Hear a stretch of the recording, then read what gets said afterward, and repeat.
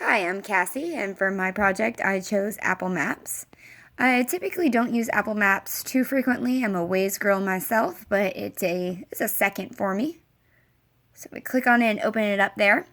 First impressions of the screen. It's a fairly simple screen. It's muted in color. There's nothing that's pulling my eye anywhere it shouldn't go.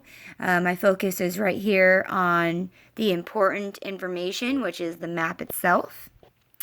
Down here in the lower right hand corner, we've got the temperature. We see that it's sunny outside, and we have the air quality index. It's quite a bit of information right there to pull out of a small little corner of the screen. I like how they did that. It's very minimal, it's non-invasive. I get exactly what I want out of it. If we go up here to the upper right hand corner, we can click on this little information button up here, and we can change different things with the map. We can change the style of the map itself. We can change it to a transit map. We can change it to a satellite view. And that changes things up a little bit. The interface there just changed from white to black.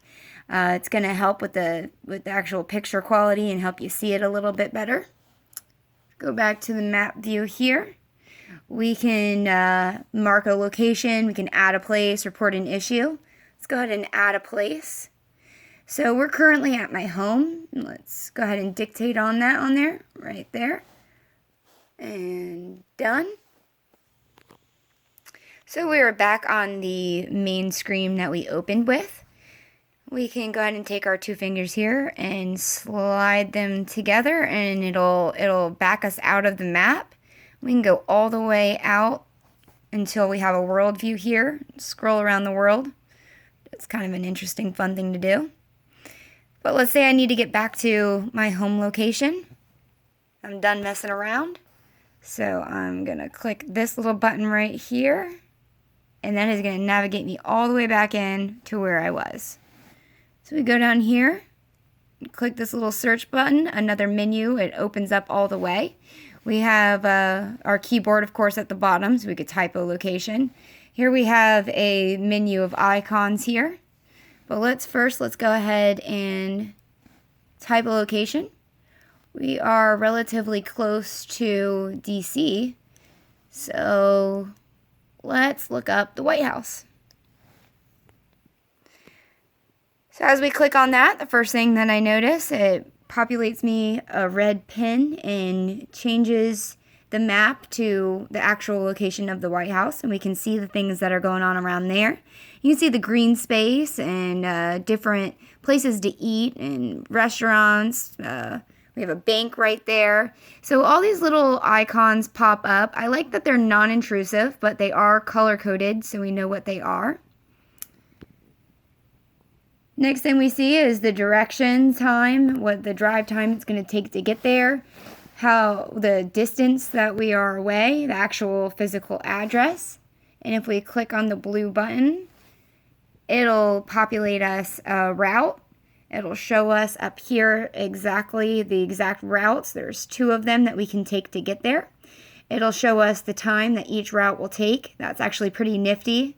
Especially when around here there's two ways to get there. If one of them is blocked, we'll know.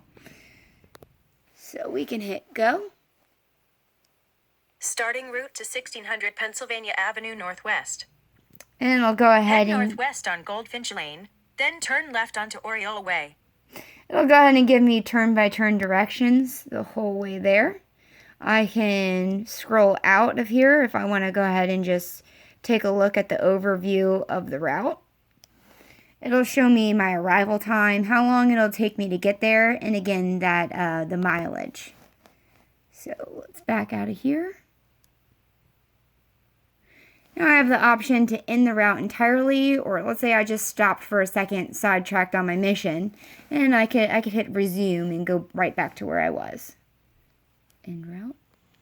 So now that we're at our location, we could slide this menu up a little bit more here. And we can actually mark this right there. So it's saved to my favorites. Let's say I want to return to the White House another day. Now it's saved right there, the little heart, as one of my favorites. So when I click on this search box down here, the menu opens up and we can see it populates with the keyboard down here and this assortment of icons up here. What I like about these icons is they're clear on what they are, but they're color coded. So on the map, I might not be able to tell what all these little icons are, but I know that they're all color coded. So if I click on one of them, let's click on food, it'll show all the food locations that are relatively nearby, and it'll show it ranging from closest to further away. And also it kind of does a little assortment right here. So it sorts based on popularity, restaurants, groceries, fast food, coffee shops, bakery, desserts. So I don't really have a lot of time right now. So let's click on fast food. And it'll show all the options I have that are, again, ranging according to how far they are away from my current location. But everything, all the quick bites that I can get to eat on the go. So that's so this menu down here is an adjustable menu. You can scroll it up to the entire screen, scroll it down to the bottom of the screen. But one thing that does conflict is when you are scrolling around trying to navigate this map, this does kind of get in the way depending on what's going on. So could be a nice little feature to lock it. But one thing that really deters me, really the only thing that really deters me from using anything but Waze, is I can't find where police are sitting. And in my little hometown, they sit all day long on the main roads. So I like to kind of know where they're at. And that's really the main complaint that I have about not using Apple Maps.